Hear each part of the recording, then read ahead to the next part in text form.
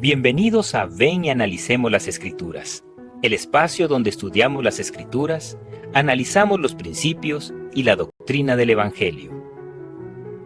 En los comienzos de un nuevo movimiento religioso en Estados Unidos, surgió una pregunta que lo cambiaría todo. ¿Es posible que la palabra divina nos llegue a través de una persona imperfecta? Hoy vamos a explorar una historia fascinante de fe, duda y revelación sacada directamente del registro histórico Santos.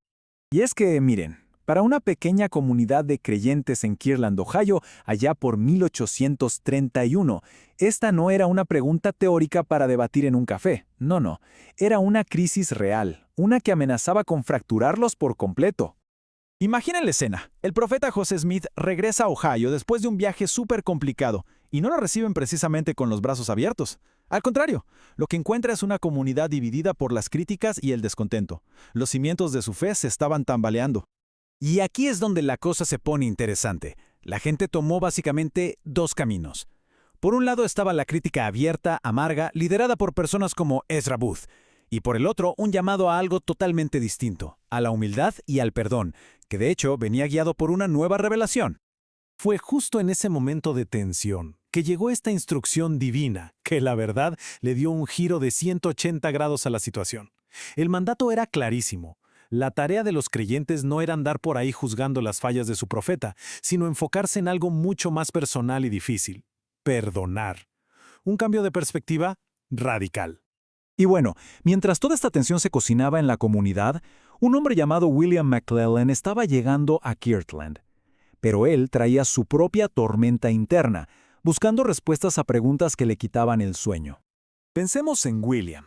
Era maestro de escuela, una persona preparada, pero su mundo se había venido abajo. Había perdido recientemente a su esposa y a su hijo, y estaba buscando de manera desesperada algo que pudiera consolar un dolor tan pero tan profundo. Y en medio de esa búsqueda, escuchó por primera vez a los misioneros. Y algo hizo clic. Sintió algo poderoso. La forma en que hablaban del Libro de Mormón no solo despertó su curiosidad intelectual, sino que tocó una fibra muy profunda, una necesidad espiritual que tenía. Claro, los testimonios de los demás eran muy conmovedores, pero para un hombre como McLellin, eso no era suficiente. Él necesitaba su propia confirmación, una señal que fuera solo para él, algo personal e inconfundible de que Dios estaba hablándole. Así que se le ocurrió una prueba, digamos, definitiva. En la privacidad de su mente, formuló 5 preguntas muy específicas y le pidió a Dios que se las revelara a José Smith. Y lo increíble es que, sin que William abriera la boca, José dictó una revelación que contestaba una por una cada una de sus preguntas secretas. Imaginen eso. Su ansiedad se convirtió en alegría en un instante. Ok, entonces, mientras la fe de personas como William se estaba fortaleciendo con estas experiencias tan personales, la iglesia como grupo se enfrentó a un nuevo dilema. Ya tenían una buena cantidad de revelaciones divinas, y surgió un debate súper intenso. ¿Deberían publicarlas para que todo el mundo las viera? La idea de juntar todas las revelaciones en un libro de mandamientos dividió a los líderes. Por un lado, publicarlas era una herramienta increíble para los misioneros y para aclarar dudas, pero por otro, era como abrir sus puertas a un mundo que no siempre era amigable, exponiendo sus creencias y hasta poniendo en peligro a su gente. La decisión no era para nada fácil.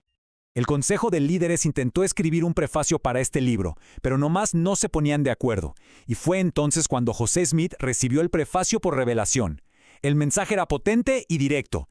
Daba igual si las palabras venían directamente de Dios o a través de sus siervos, el mensaje tenía exactamente el mismo peso.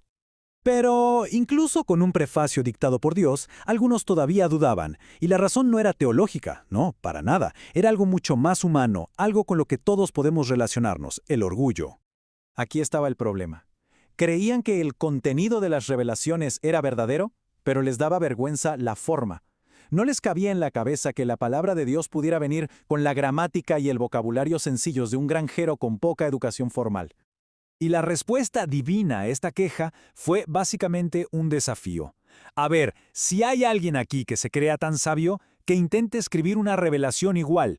Y William McLellin, el maestro de escuela, seguro de su educación, dijo: yo puedo. Aceptó el reto, tomó la pluma, se concentró y no pudo. Fracasó rotundamente y él mismo tuvo que admitirlo. Este fracaso público se convirtió en una lección poderosísima. Demostró un punto clave: la debilidad del lenguaje no era un defecto, era parte del plan. El mensaje divino se entregaba a propósito a través de gente humilde e imperfecta. ¿Para qué? Para que la fe se basara en el poder de Dios, no en la elocuencia de las personas. Y justo cuando parecía que la lección sobre el orgullo y la humildad ya estaba aprendida, llegó una nueva prueba. Pero esta vez no vino de adentro de la comunidad, sino de afuera. Aquí entra en escena Nancy Towell. Ella era una predicadora itinerante muy famosa, educada y elocuente.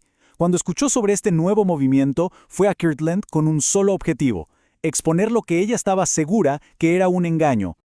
Después de observar una de sus reuniones, fue directo a la yugular.